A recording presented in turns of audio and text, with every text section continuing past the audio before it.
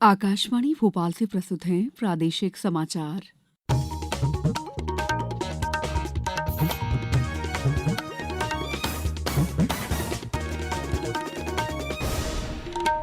नमस्कार, समाचारों के साथ मैं दीपा सिंह।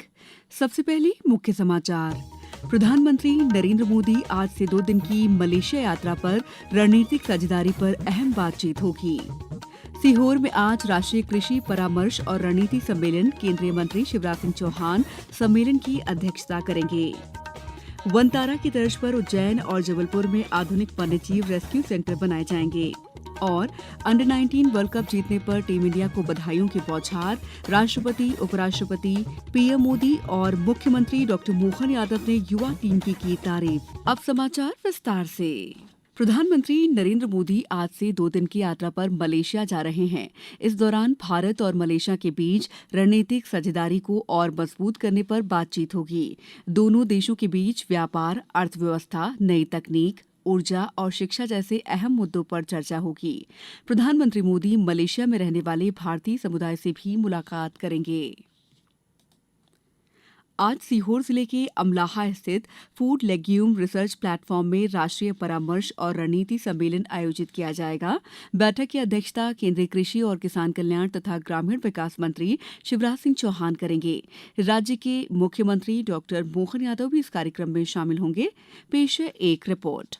सम्मेलन में उत्पादन के विभिन्न पहलुओं के साथ दलहन क्षेत्र की मौजूदा चुनौतियों और भविष्य की संभावनाओं पर विस्तार से विमर्श किया जाएगा। इस कार्यक्रम में प्रमुख दलहन उत्पादक राज्यों के कृषि मंत्री, वरिष्ठ अधिकारी, दलहन अनुसंधान से जुड़े वैज्ञानिक, सरकारी बीज उत्पादक संस्थान, दलहन उद्योग के प्रतिनिधि और देश भर की अन्य सहयोगी एजेंसियां हिस्सा लेंगी। मुख्यमंत्री डॉ. मोहन यादव और केंद्रीय मंत्री शिवराज सिंह चौहान खाद्य दलहन अनुसंधान केंद्र की अत्याधुनिक सुविधाओं का लोकार्पण भी करेंगे। उड़ीसा, पंजाब, छत्तीसगढ़, बिहार, गुजरात, उत्तर प्रदेश, हरियाणा और पश्चिम बंगाल सहित विभिन्न राज्यों के कृषि मंत्री चर्चा में भाग लेंगे। वहीं अन्य राज्यों के कृषि मंत्री वीडियो कॉन्फ्रेंसिंग के माध्यम से कार्यक्रम में शामिल होंगे। पूजा पी वर्धन, आकाशवाणी समाचार, भोपाल। केंद्रीय गृह और सहकारिता मंत्री अमित शाह आज शाम 3 दिन के दौरे पर छत्तीसगढ़ की राजधानी रायपुर पहुंच रहे हैं। दौरे के दौरान वे राज्य की आंतरिक सुरक्षा और नक्सलवाद की स्थिति की समीक्षा करेंगे।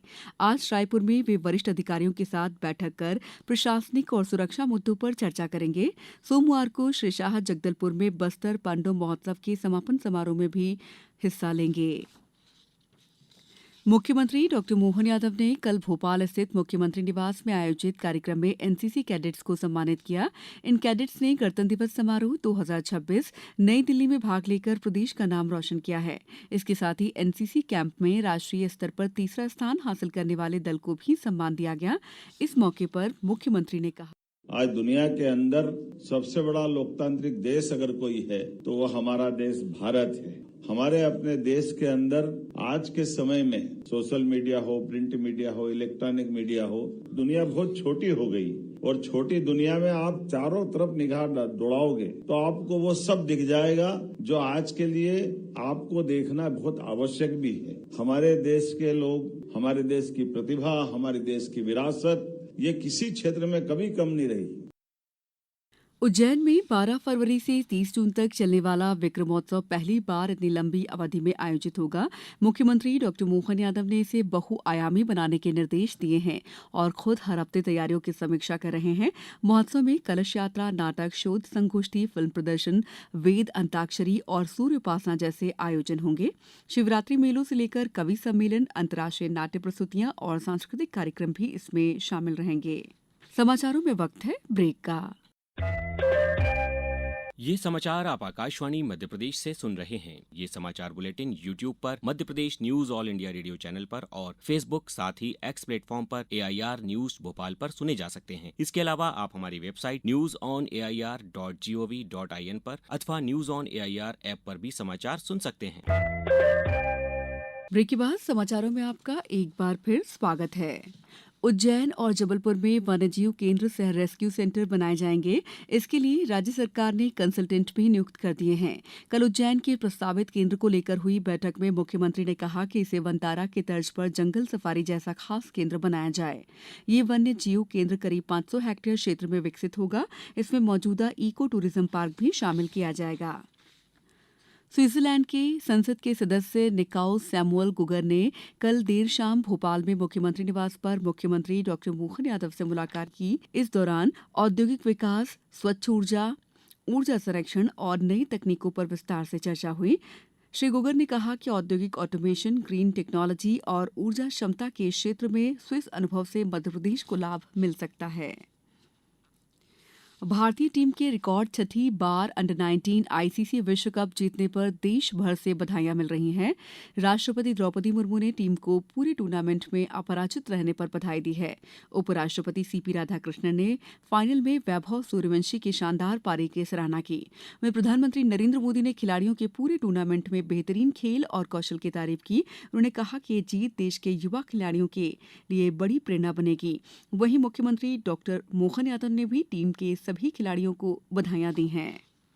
महाराष्ट्र के उप मुख्यमंत्री स्वर्गीय अजित पवार की अस्थियों का कल जबलपुर में मां नर्मदा के तट पर विसर्जन किया गया। एनसीपी पदाधिकारी अस्थि कलश लेकर ग्वारी घाट पहुंचे। पहले दक्षिणमुखी हनुमान मंदिर में श्रद्धांजलि दी गई। इसके बाद विधि विधान से मां नर्मदा में अस्थि विसर्जन कर आत्मा की शांति के लिए प्रार्थना की गई।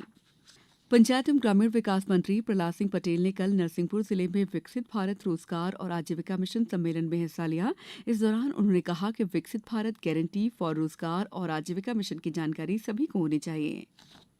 पाकिस्तान की जेल में 7 साल की सजा काटने के बाद बालाघाट जिले के खैरलांची गांव के रहने वाले प्रसन्नजीत रंगारी कल देर शाम अपने गांव लौट आए हैं। कटंगी पहुंचते ही ढोल नगाड़ों और फूल मालाओं के साथ उनका स्वागत किया गया। भारत और श्रीलंका की मेजबानी में आईसीसी पुरुष टी20 विश्व कप 2026 आज से शुरू हो रहा है। करीब एक महीने तक चलने वाले इस टूर्नामेंट में 20 टीमें 8 मार्च तक 55 मुकाबले खेलेंगी। पहला मैच कोलंबो में पाकिस्तान और नीदरलैंड के बीच होगा, जबकि भारत उसी दिन मुंबई में अमेरिका के खिलाफ खेलेगा। मौजूदा चैंपियन भारत खिताब बचाकर इतिहास रचने की कोशिश करेगा। आकाशवाणी से आईसीसी पुरुष टी20 क्रिकेट वर्ल्ड कप 2026 के मैचों का सीधा प्रसारण होगा। फरवरी में एक बार ठंड ने फिर अपना असर दिखाना शुरू कर दिया है। मध्य प्रदेश के उत्तरी हिस्सों में सर्दी ज्यादा तेज हो गई है। कई जगह रात का तापमान 10 डिग्री से नीचे चला गया है। बीती रात ग्वालियर, खजुराहो समेत 11 शहरों में कड़ाके की ठंड रही, जिसमें कटनी, शहडोल, छतरपुर सबसे ठंडे रहे। मौसम विभाग के मुताबिक पश्चिमी विक्षोभ और साइक्लोनिक सिस्टम के असर के बाद अब ठंड और बढ़ गई है। अब कुछ समाचार संक्षेप में। माध्यमिक शिक्षा मंडल की 10वीं और 12वीं कक्षा की बोर्ड परीक्षाओं को लेकर भोपाल में प्रशासनिक तैयारियां अंतिम चरण में हैं।